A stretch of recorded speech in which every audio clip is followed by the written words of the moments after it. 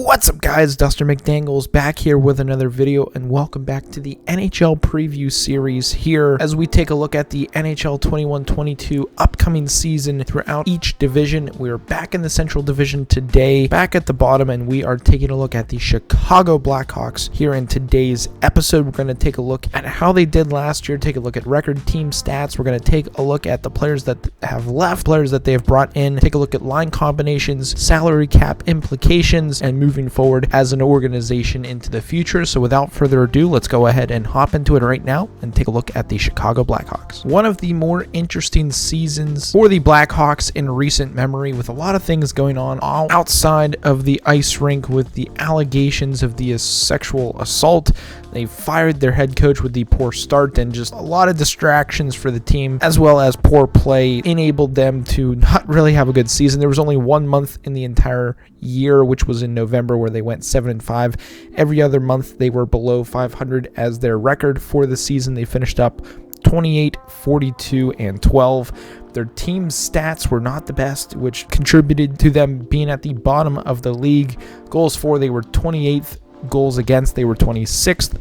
Their power play was only 19.2%, and their penalty kill was 76.2. Really, anything below 80% when it comes to your penalty kill, you're not going to fare well in games when you're going up against some top teams. Now, again, top players, Patrick Kane always going to be up there, but he is also in conversations of potentially leaving the Chicago Blackhawks. That will determine on if he is wanting to trade or if he's not going to want to re-sign after this upcoming season. He had 92 points in 78 games.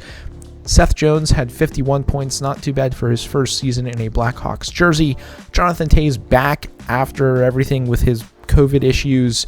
He had 37 points in 71 games played, not what you want to see from your top player, but overall team stats were not the best. But let's go ahead and take a look at the players that have left. We'll take a look at the players that they brought in, and then we'll break down their projected lines and their salary cap. There is quite a laundry list of players who have left the team, whether that was through trade or free agency.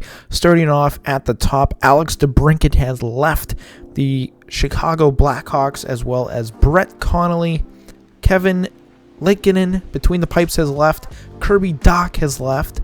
Dylan Strome, another face that has left, as well as Dominic Kubalik, Calvin DeHaan, and Colin Delia. All of those players have left the Chicago Blackhawks, and again, that is quite a hefty list of players to have left. Now, the people that they have brought in, there are a couple good faces on here. Andreas Athanasiou, one big player of note that they have brought in, as well as Max Domi, who had a pretty solid stint there with the Carolina Hurricanes, and you can follow that up with also bringing in Jack Johnson, a little bit of a journeyman these past couple years, but he finally got that Stanley Cup with the Colorado Avalanche this past season. Between the pipes, they also have two new goaltenders that they brought in, Peter Mrazek and Alex Stalock. Between the pipes, it'll be interesting to see if they will be able to put up decent numbers to keep them around that 30 to 35 win mark, which, again, when the Blackhawks are doing well, it's always good for the league. But those are the new faces. Let's go ahead and put up the projected lines on the screen at this point in time. With those new players, I mean, the top line is looking pretty interesting. Kurashev, Reichel, I don't really know how to pronounce his full last name, and then Patrick Kane, or as long as he stays with the squad. Second line right now, Athanasiou, Toews, and Radishy.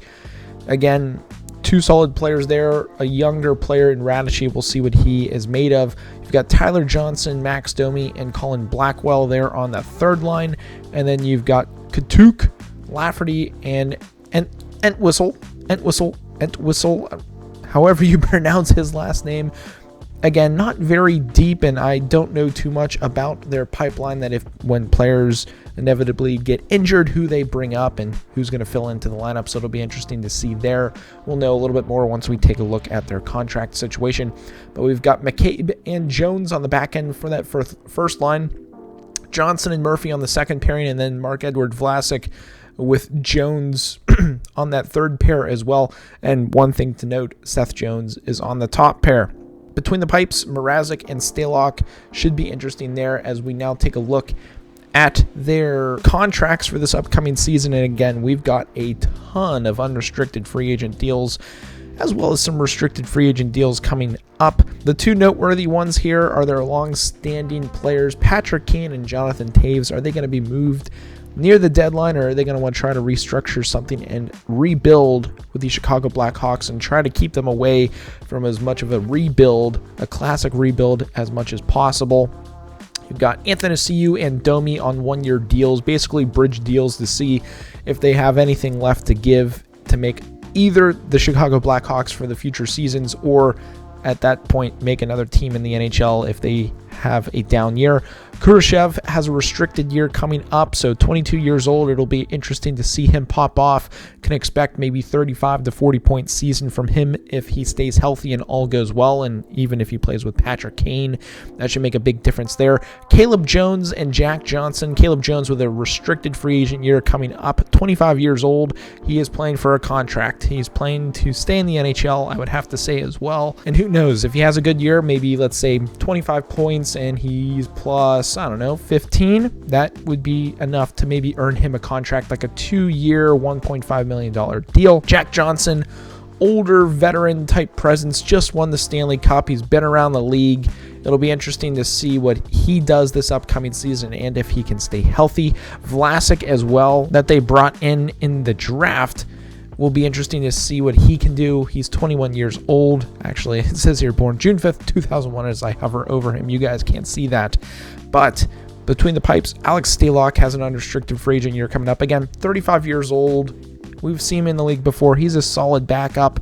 It'll be interesting to see if him and Mrazek can be a decent duo there. And, I mean, overall, just thinking now about the season as a whole that is coming up, there's a lot of turnover here for the Chicago Blackhawks. It's going to be interesting to see if they will have another down year like they did last year. And if that is the case, let's say that they've only had 8 wins by the end of November or even December at that point, will they move on from Kane or Taves or both? Or do they look to try to lock them up? Let's say they have early success. They have 10 wins through the month of November. They're doing a little bit better than last year. Do they look to re-sign? Do they look to bring players in? They do have $7.5 million worth of cap space that they could potentially use to re-sign some players if they are performing well mid-season. So around Christmas, January, New Year's time, if let's say Anthony Ciu is popping off, he's got 45 points, do they look to re-sign him then? Who knows what the future holds for the Chicago Blackhawks, but I want to hear from the Chicago Blackhawks fans out there. Is this turnover of the team this year going to be too much for them to have sustained success this year and years coming forward? Are they going to move on from Patrick Kane or Jonathan Taves, or are they going to re-sign them? Who knows?